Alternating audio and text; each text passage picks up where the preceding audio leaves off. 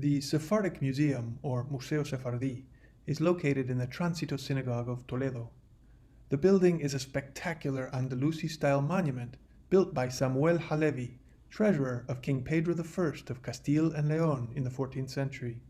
It is one of very few surviving synagogues from the once thriving Sephardic Jewish civilization of medieval Iberia, and it is by far the most luxurious and the best preserved. Built at the same time as the Alcázar Palace of Pedro in Seville, it bears many of the hallmarks of Mudéjar or Andalusi style, including multilingual inscriptions and ornate stucco work.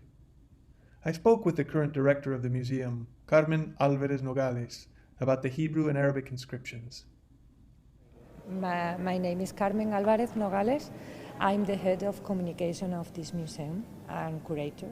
And we are in the Tránsito Synagogue, originally named as Samuel Halevi Synagogue. And nowadays it's the Sephardic Museum of Spain, of Toledo. Well, I wanted to ask you, Carmen, about some of the inscriptions on the walls. Where are there inscriptions and what languages are they in? Well, mainly in Hebrew, also in Arabic. It's quite interesting, this fact. It's a Mudéjar building, an Andalusian building itself. And that's the reason why we can find the mixture between both cultures. But the message is quite interesting. It's really rich. One of the most interesting information about the building in the inscription program is the foundational base inscription, Yes. which are located both sides of the hall. We can see the Castilian crown, the coat of arms of Pedro I, and the date in the Jewish era. So that's from Pedro as well. Yeah. Pedro I. Yeah. And the Jewish period, the Jewish era year that we can find below.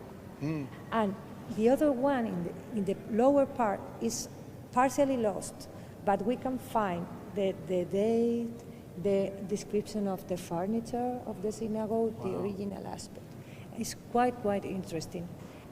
That's important for us because we can contextualize the building in between 1357, 1360. The Hebrew inscriptions are referred to this main part of the roof with psalms and excerpt passages of the Torah. So taken from the Torah mostly?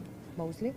And in the central part with these windows, we can find also several passages. The Exodus. Yeah.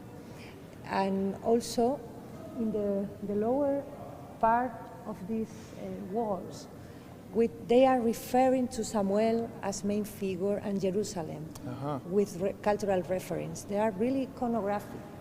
They are really describing the context of Samuel as Jewish at medieval times, and also Jerusalem as a symbolic message. But there are many references to Bezalel and Jerusalem in the main part. Is Pedro mentioned by name in inscriptions?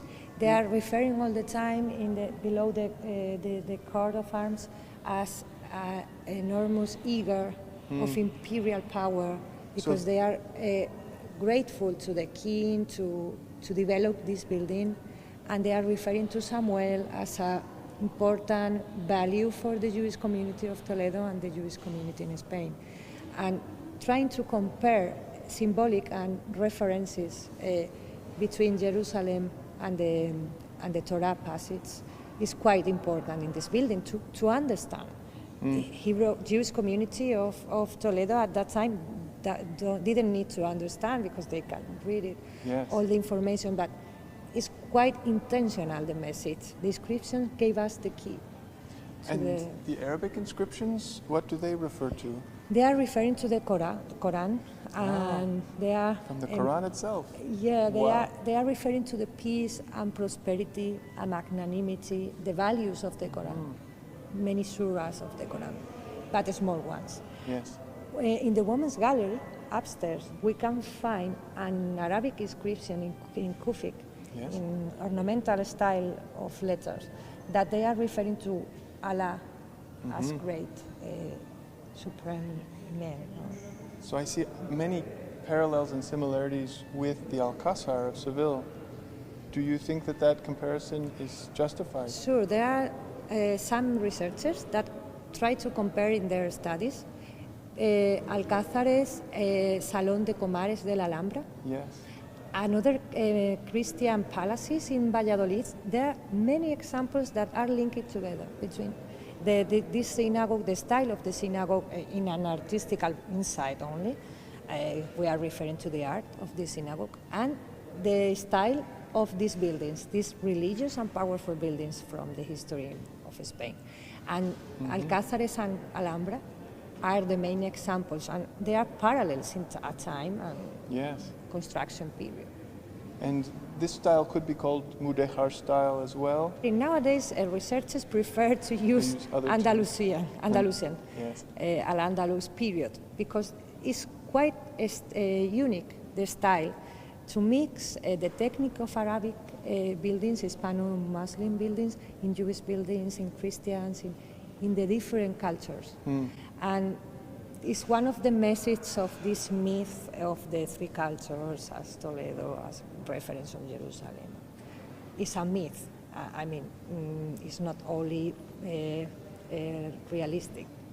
And from the gallery up above, we can also see much of the yeserias and other. Sure, the plaster works is quite important. They are unique in a synagogue. All around. Here in Spain, we can find in the Mediterranean area some examples. Only in Cordoba, we have a small one, really small Yes, compared I've seen that. with this one, but with the same art of work, like in Andalusia buildings, as we previously mentioned. And the plaster works are unique and are really ornamental and artistical sense, no? They have it. They are trying to refer or to indicate the garden, the Garden of Babylonia, maybe, as many authors implies in their works, trying to refer this space of thinking, of religion, of the other life, maybe, this symbolic way of the human aspect.